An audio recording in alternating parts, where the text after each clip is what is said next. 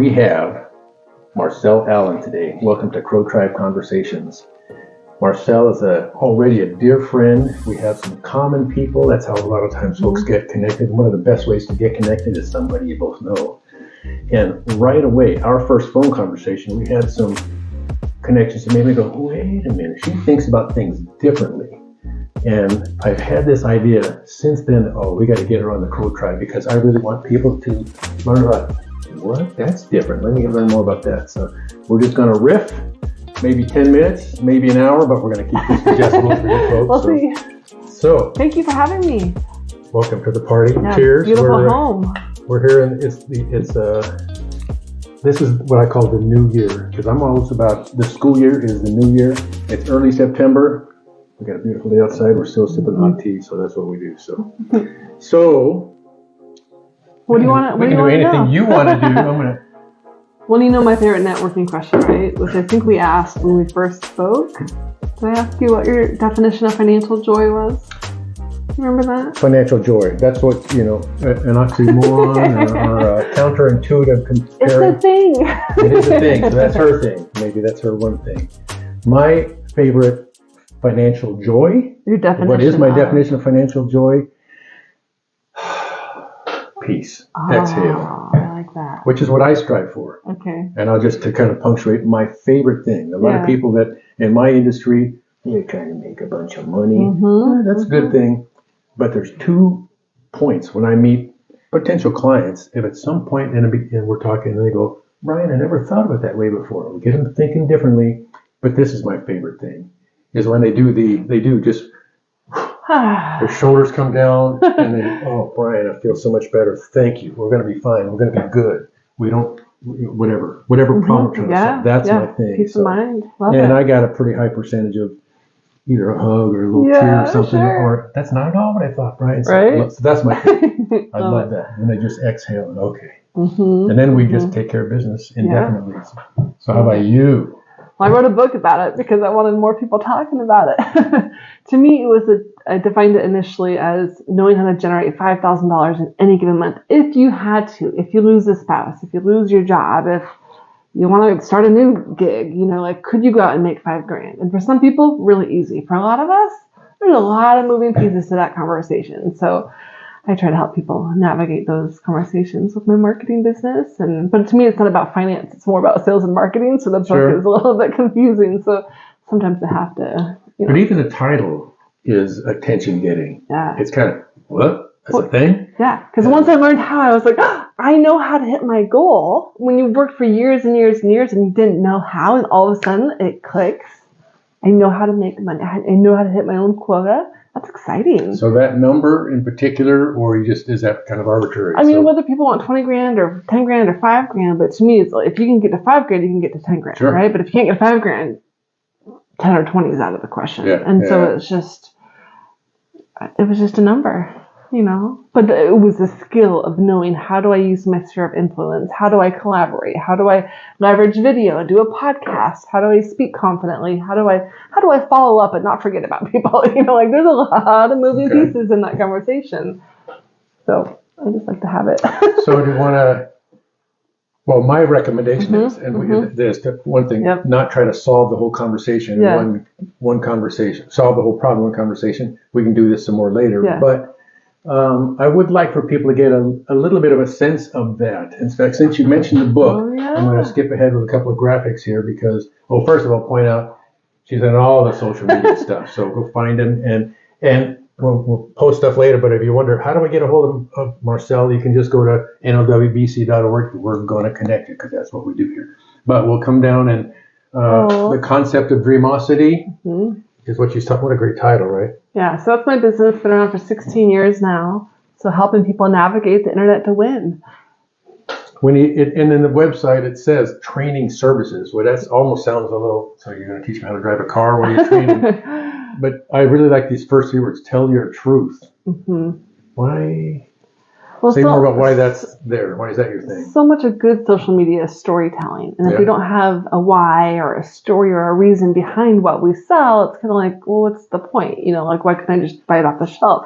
But when people have a story and their story connected to their product or service, to me, that's part of where social media people really excel, when they're able to articulate that well. And it's not always the first video that we create. It might be the 10th video, but the whole idea is you're telling your story versus facts, data, statistics. That might be part of it, but so much of it is the why. And whatever your truth is different than somebody else's truth. Well, it's okay, but I'm curious, why is Dreamosity the name of your business? Okay, so I was working for a subcontractor at Boeing, and I hated it. They put this little butterfly in a box, and I was like, I don't belong here. And I remember asking my dad at one point, like, isn't there a company that just helps people build their dreams? And he was like, no, honey, get a real job. And I was like, I don't want to do that. So I hired a life coach. Oh, yeah. Because I needed some help. And then I had read a book, Turning Your Passions into Profits. And then within weeks from there, I bought the domain name Dreamosity. And it was the word mash of Dreams+Curiosity+Generosity. And I wanted to teach people how to use their brain and the search engines to ask better questions. And that's where a marketing agency has since formed around it. But I wanted to help people build the dream, whatever that was. And so learning, sales and marketing isn't helpful. Learning about, sphere of influence and video and all these other things. It's like, you need this to build the dream, depending on what the dream is. And so I just try to help people build the dream, because there wasn't a company before mine that was just about, I'm committed to helping you with your dream. So life coach, because it sounds like there's an element of what you do that's kind of life coaching to get people to tap into whatever is there. Yeah. To get over the thing like that 5,000, get over some things and just do stuff. Yeah.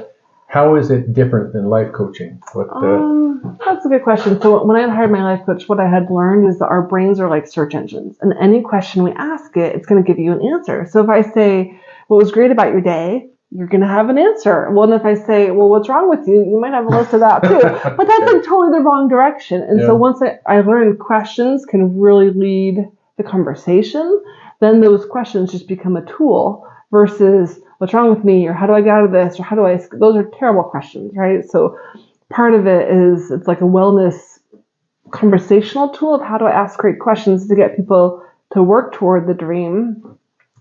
And I'm not a life coach. I'm really a social media manager. I help people with public speaking. I'm a trainer, and so I want to help people navigate various platforms so that their sales and marketing plan is working. Okay. But most of the time they don't have a sales and marketing plan. So I help them with that part first. And it's helping people understand the dream. And then sometimes they need a bigger sphere of influence. Sometimes they need more technology. Sometimes they need to look at the data and understand the data, the results of all their choices throughout the month. And there's a lot of pieces to it. Mm-hmm. And the cool thing, like the logo, see how there's this orb in here and it's kind of moving? Our dreams are like that. Like you might hit a dream, like you get the dream home, then what? You get a dream again. Maybe there's a vacation or a family experience or a business goal. So it's like the dreams are constantly moving. Like it's never just hit one goal, one project, and you're done. No, you get to dream again.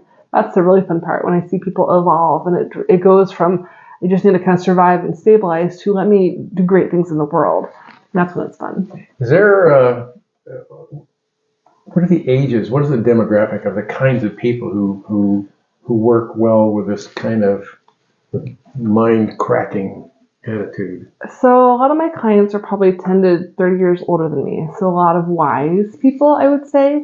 I feel like the younger generation is still learning the lessons. And so it's not like they need to publish a lot to the internet because they're still learning, right? But the wise people, the mature ones, the ones that have lived 50, 60, 70 years, it's their stories. And I'm like, let me help you get comfortable with technology so that you can tell it. So they tend to be kind of nervous with technology, or they're hesitant, or like, how do I make this thing work? And so a lot of my clients, they have that resistance to technology. So I'm just helping them get comfortable with it.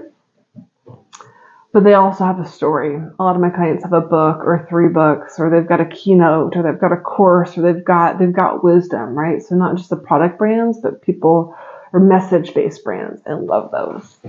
Because if you're selling lipstick or tires, do you really need a great story? But there are people. But like Mary Kay has done it with lipstick, so I don't know.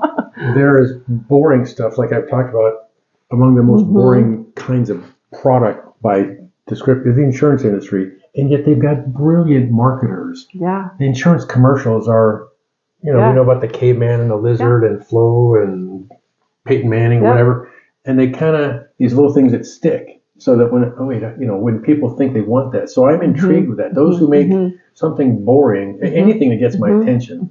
So I don't like to fast forward through commercials. I sit and you study them. I study them too. What gets their attention and what gets my attention. And, or I might say that was a great commercial, but I don't know what they're selling. Right. So that's not productive either. So I've seen you're in all the social medias, and you seem to be, tenacious about, I need a gentler word than that. You are prolific with social media. I struggle with, I don't know, is such a thing as too much, or because there's a lot of people that, and in my, kind of the hard financial industry, it's such a personal thing, but to get past that, you can almost hear people roll their eyes rolling back in their head, like, oh my God, he said the word financial. Another guy. Right? The world is full of people who are trying to, but I also know realtors. Yeah. And there's even more realtors than there are financial people, and some of them really stand out in a great way. So, well, I think you have the right personality for a difficult product. Like, you have a great personality. You're kind. You're charming. You're fun. You're easy to talk to.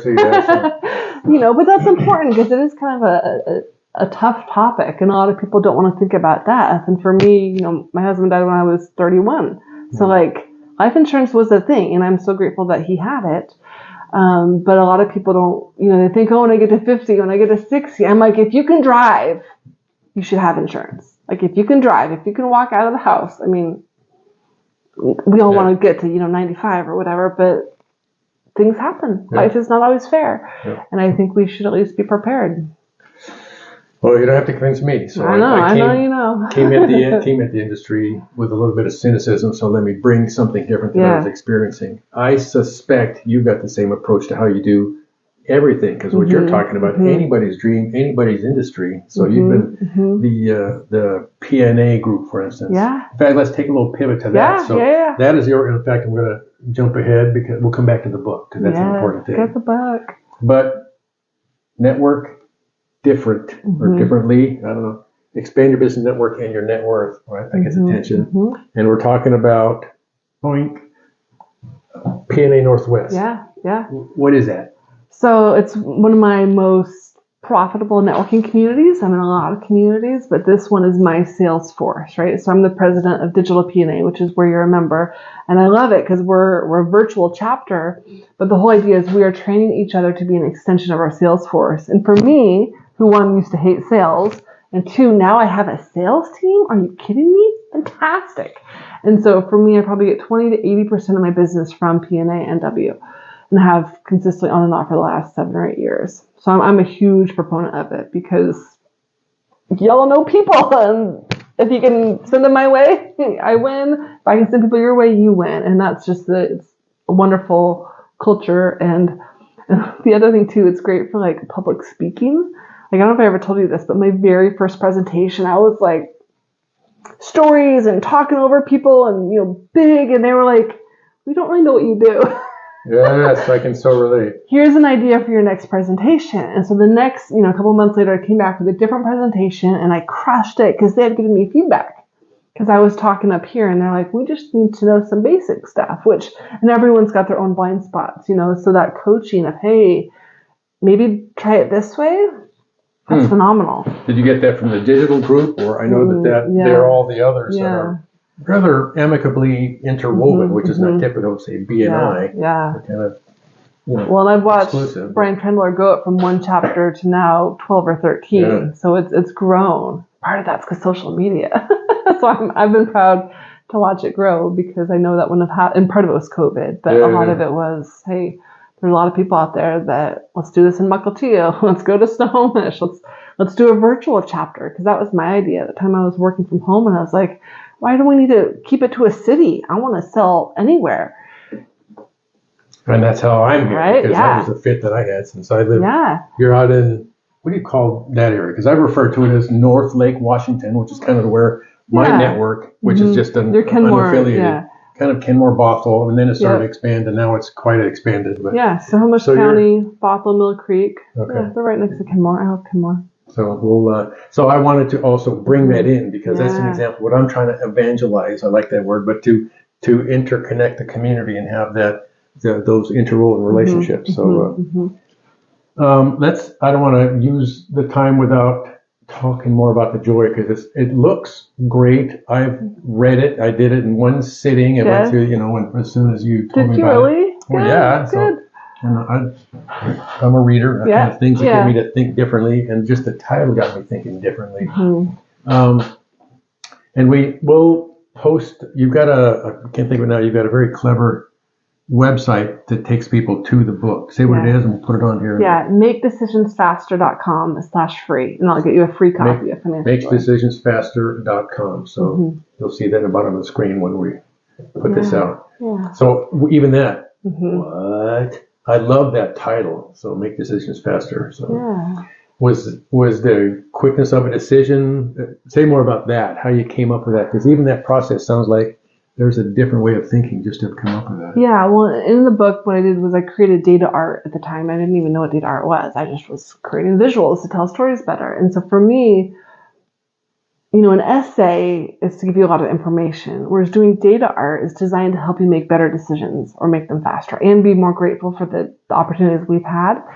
And that is just a different, like, what's the benefit of doing this or that? It's like, well, you do it faster because you don't need a month to do that. It can be a 15-minute process. It can be a 2-minute process. The whole idea is that critical thinking piece between the data and the community and the people. There should be a level of confidence when it comes to earning confidence, because that's really what it's about. Is can you earn what you want to earn? Like, that to me is financial joy. Whatever the goal is, can you achieve quota? And I feel like we need. It's just like you say, sometimes words don't work. We need to splice in an example. Yeah. I might even do that if we splice in a little snippet of what's data art, what's she talking about, because that's what's intriguing. Yeah. And there are ways to depict influence and impact and, and everything. So I'm intrigued with that. And I've seen the examples you talk about that. It comes to light as what's more important. To me or to that audience or to this community. So, well, the whole idea was for it to be like a team effort, whether it's spouses or friends or like social media collaborators, to get them to focus on the information versus it being a discussion or an argument. It's like, no, let's both get on the same page. So to me, the visual becomes like a tool or the hero versus I'm right, you're wrong, I'm like, it's not about that. It's let's get on the same page. And the visuals anchor that. It sounds like marriage counseling almost as much as it does financial counseling. You know what's funny?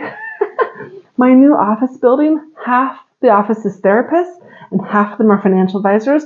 And here I come in with data art and social media, and I'm like, hey guys, let me make some pictures. It should be a free lease there because they need to just have you stitch them all together. It's pretty funny. They should all subsidize your spot there. I know. I do want to have you come out to Mill Creek, though, and we'll do a data art demo. We can record it and broadcast it online. Oh, okay, definitely. Then we can show and tell. And I would like to, that's what I thought we might do this, but this is great here. And I'd also like to just, bring in, so you can have four guests. Four people. Okay, and then you'll facilitate whatever's done in there. So that's something else I'd like to do as well for some group. I think that'd be great. I wonder about, is it that kind of, in that setting, is it, do you recommend having people who already know each other, already work together, or 3 or 4 strangers, or what I'm kind of itching to do some stranger collection because everybody has, wisdom or information and or roadblocks. And sometimes if somebody else makes a point better than someone else, everybody wins. And so to me, the element of play, one, it gets people to relax. And so they're not tense. They're not like, oh no, there's the playfulness. And that energy alone can get people to relax around big topics like your profit and loss statement or your net worth or your budget. Like, what if it was fun? So put me down for the stranger time, not exclusive. Okay. Because I used to be so afraid of that. Moving in, I was a new kid. Every September, I was a new kid in school because my dad moved, baby dad. And so I had to go, so I got over it eventually. Not until 10th grade. Maybe a little bit after that. But every year until then, I was, afraid of the next cute girl or whatever. And ridiculous. Now I just walk in the room and, hey, man. So I have some fun with it. So that'd be intriguing to see how, because I'm actually drawn to the people who seem withdrawn. I want to help them. Okay, it's a safe place to talk or not talk. Yep. Well, we don't have to be in some gregarious. homes, in a lot of culture, don't talk about money. Don't talk about how much you make. Don't talk about it. It's rude. And I'm like, well, how are you ever going to learn if nobody in the house talks about it? I mean, my dad was a banker, and while I learned a lot from him, I still had a lot of questions in business, because that's different than being employed at a bank, right?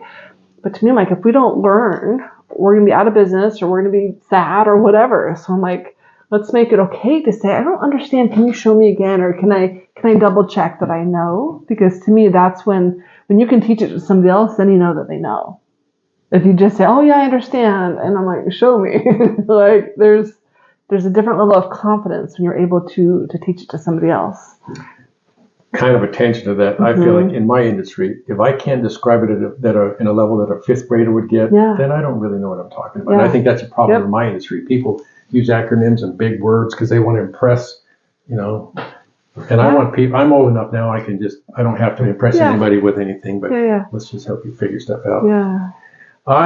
We could do this for like an hour, and maybe we will eventually. I also want to make this digestible, because what I want to do for these kind of things is to create intrigue, and people say, what's Marcelle? I want them to come find you and hear about it, so help amplify what you do. Thank you. And how we have some crossover there.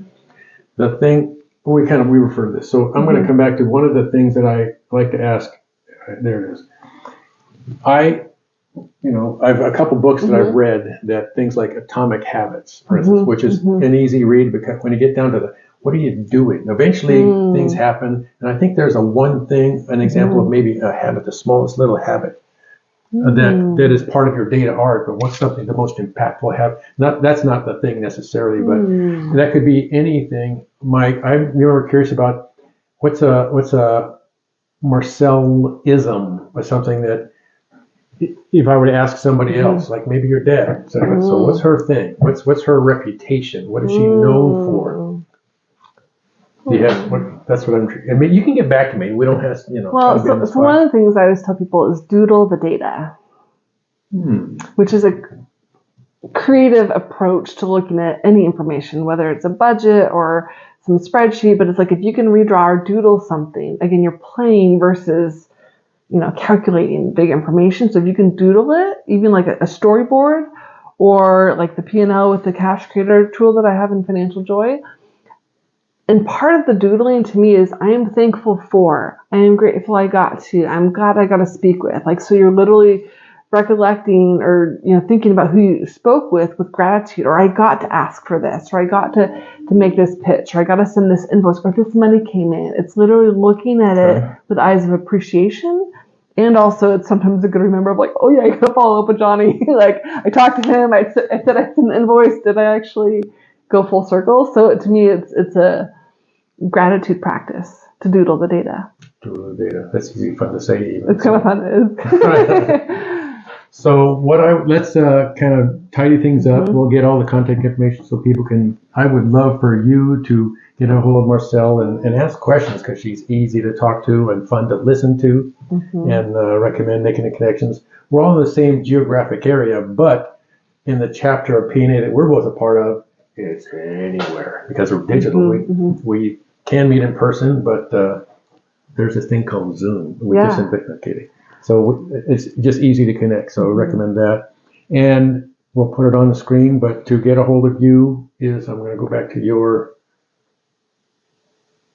Where do we find you? Yeah, so Dreamosity.com. If you want to have a data art demo, you can go to Dreamosity.com/schedule. Or if you want to come hang out with Vivi and I during Digital P&A, we're using a cool app called Restream, where we're broadcasting straight to YouTube. So if you want to come check that out and be our guest, we'd love to have you there. If you've got a small business that you're pumped up about or you want support with, we'd love to support. Love to have it. So love having you. So thank you for being here for Crow Tribe Conversations. See you at the next episode.